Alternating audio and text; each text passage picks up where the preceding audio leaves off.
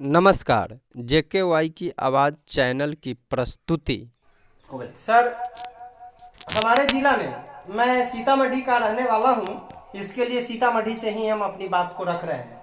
हमारे जिला में 17 प्रखंड है, जहाँ पर ऐसे तो 27 को थाने हो गए हैं, लेकिन रजिस्टर्ड अभी 26 ही बताया जा रहा है।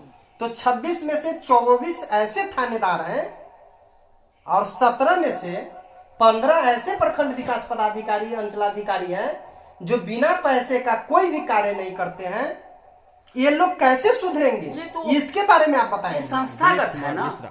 अब ये छोटे स्तर के जो अधिकारी हैं उनको ऊपर वाले अधिकारी को खुश करना पड़ता है। सबको टास्क दिया हुआ है कि आप इतना उगाही करो। ये जितने भी ऑफिसर्स हैं सबको टास्क दिया हुआ है पूरे बिहार में कि आपको इतने महीने का निकालना है।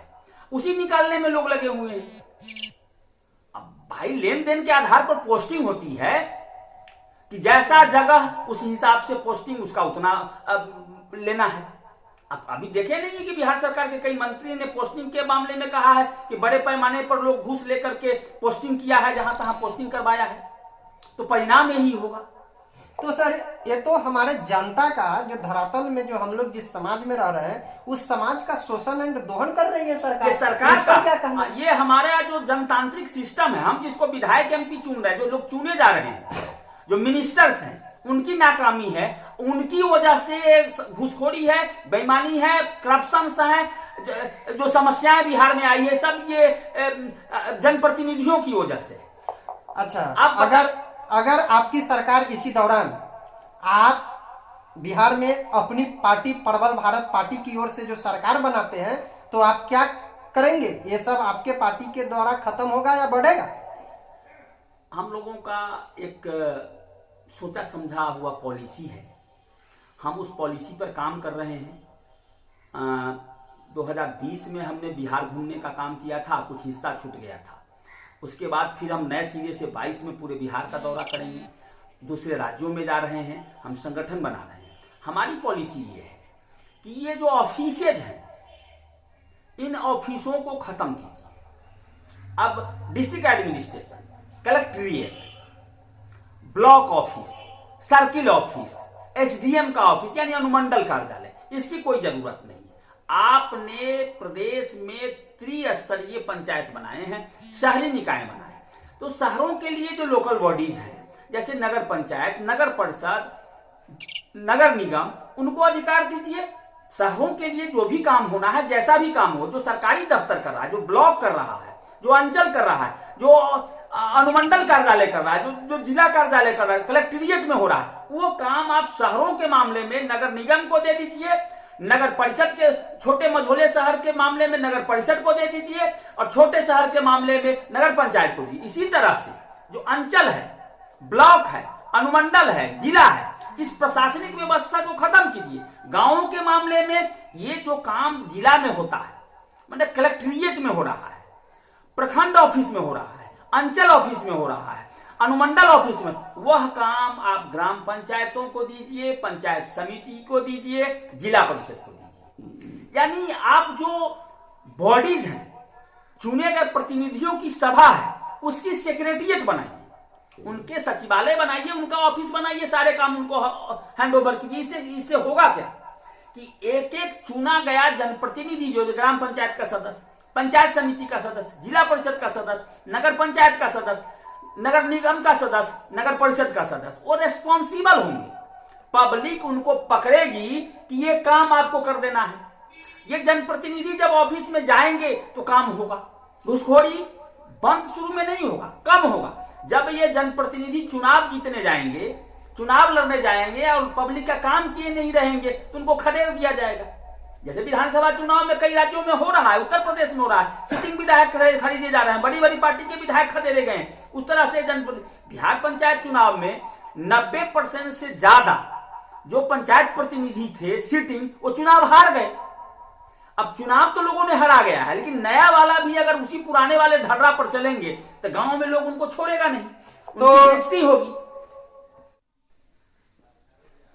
हम कहना चाहेंगे अधिवक्ता महोदय आपसे, जो हमारे खास करके हमारा जो बिहार है इस बिहार में गरीबी कैसे खत्म होगी, उसके बारे में थोड़ा सा बताएंगे दर्शकों को प्रमुखता से। अब जैसे मनरेगा की योजना आई थी बिहार से गरीबी, मतलब जो गरीब लोग हैं उनको 100 दिन काम देने के लिए, ये मनरेगा की योजना जनप्रतिनिधियों की योजना, सरकारी अफसरों की योजना बन गई। बिहार के किसी भी मजदूर को मनरेगा योजना के तहत कभी कोई काम नहीं मिला है, नहीं मिल रहा है। ये लूट खसोट की, इनको बंद करना चाहिए।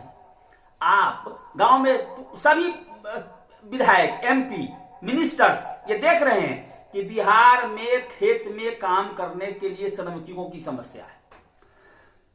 अब बिहार में जो इस तरह के श्रम करने वाले लोग हैं दूसरे राज्य में घूम रहे हैं कम पैसे पर, 7,000, 8,000, 9,000, 10,000, 10,000 से ऊपर रेयर है कि नौकरी कर रहे हैं। ये बिहार में दिया जा सकता है।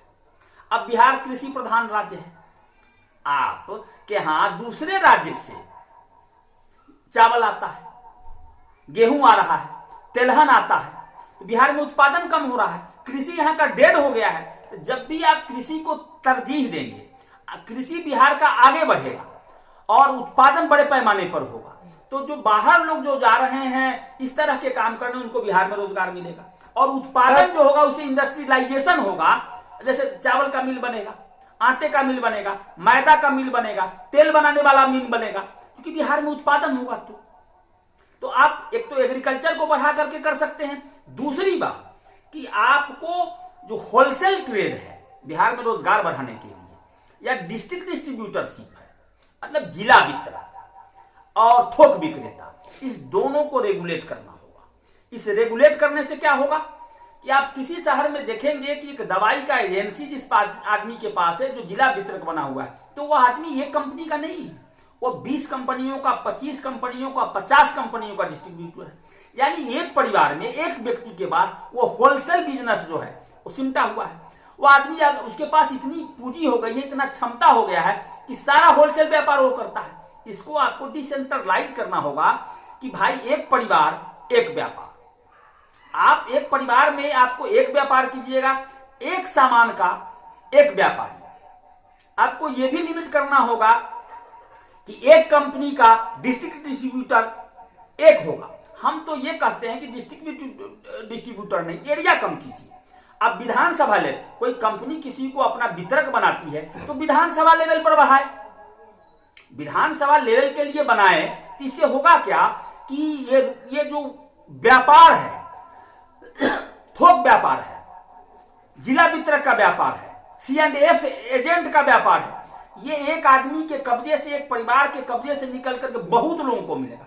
हम मान करके चलते हैं कि बिहार की बहुत बड़ी बेरोजगारी की समस्या केवल इस थोक व्यापार और जिला वितरण सिस्टम को कंट्रोल करने से, नियंत्रित करने से हो जाएगा। ये हमारे साथ प्रबल भारत पार्टी के चेयरमैन अधिवक्ता दिलीप कुमार मिश्रा जी ने अपनी बात को हमारे प्रदेश ही नहीं देश के समस्त जनता जनार्दन को संदेश दिया है कि जितने भी अभी विद्यालय में जो खिचड़ी योजना है, अगर शिक्षा को सुदृढ़ करना है तो खिचड़ी योजना यथाशीघ्र बंद हो। अगर देश से गरीबी को भगा। आगे ग्रेट इन्फॉर्मेशन के लिए हमारे चैनल को सब्सक्राइब कर लीजिए, नोटिफिकेशन वाली बटन को ऑल कर दीजिए। देश से गरीबी को भगाने के लिए लोगों को ताबड़तोड़ मेहनत करने की ज़रूरत है, किसी के ऊपर आश्रित रहने की ज़रूरत नहीं है।